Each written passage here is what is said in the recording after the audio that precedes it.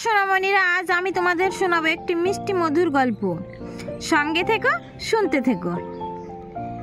এই যে দেখছো একটি বলদ, আর এই যে লোকটিকে দেখছো হচ্ছে মালিক। এই মালিকটা লবণের ব্যবসা করত, লবণবাহী বলদ। এই মালিকটা লবণের ব্যবসা করত।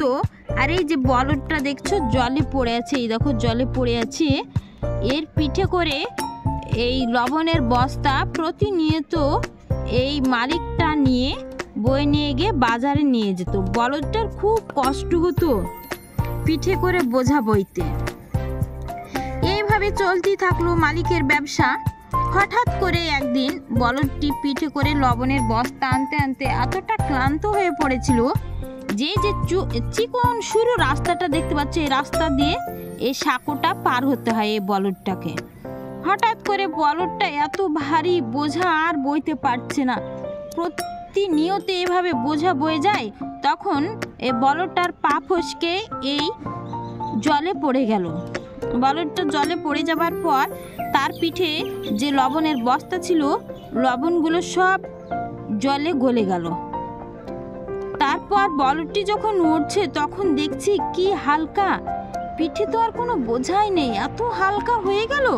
বলদটি মনে মনে ভাবছে যে জলে পড়ে গেছিলাম আমি, কিন্তু পড়ার পর এতটা আমি হালকা হয়ে গেলাম। বলদটা খুব মনে মনে আনন্দ পেল। তারপর সে চলে গেল। এভাবেই যখন এই মালিকটা প্রতিনিয়ত বলদটা তখন ইচ্ছা করেই এই সাঁকোর কাছে এলেই ইচ্ছা করেই সে পা ফসকে জলে পড়ে যায় এবং লবণগুলো সব জলে গলে যায়। তখন বলদটি ওঠে। এইভাবে চলতে থাকি, আর এইভাবে চলতে থাকলে তো মালিকের লস লেগে যাবে, বাজারে লবণ বিক্রি করতে পারে না। মালিক ভারী চিন্তায় পড়ল। তখন কি করবে? তখন মালিক অনেক ভেবে ভেবে একটা বুদ্ধি বের করলো। এই বলদটার পিঠে এক বস্তা তুলো চাপিয়ে দিল। মালিকটা তুলোর বস্তা বলদের পিঠে বেঁধে দিল। তারপর বলদটাকে নিয়ে গেল। বলদটি বলছে, যখন ওর পিঠে তুলোর বস্তাটা চাপায় তখন সে বলছে, আজকে এতটা হালকা মনে হচ্ছে, এতটা হালকা, আজকে তো আমার খুব আরামই হচ্ছে, বেশ ভালোই হলো। জলে আর একটু সামনে ডুবিয়ে আরও হালকা করে নিব, আমার তাহলে একটু কষ্ট হবে না। তাই বলে বলদ ধীরে ধীরে পথ চলছে। তার মাথায় দুষ্টু বুদ্ধি সেই চলে আসলো বলদের মাথায়। পথে সেই সাঁকো এলো, আবার সেই এক ব্যাপার, সাঁকো থেকে বলদ নালায় পড়ে গেল। আজ আর লোকটি চিন্তিত নেই, সে বলদকে তুলতে গেল না। বলদ উঠছে না, ভাবছে আরও জলে থাকি, লবণ গলে যাবে। অনেক পরে লোকটি এবার লাঠি দিয়ে বলদকে মারতে লাগলো, বেদম মার। বলদ এবার ওঠার চেষ্টা শুরু করলো, কিন্তু কিছুতে সে উঠতে পারলো না।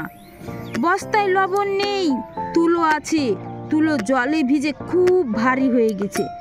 মারের চোটে সে উঠলো, কিন্তু তুলো ভিজে গেছে, তার ওজনও হয়েছে বিরাট।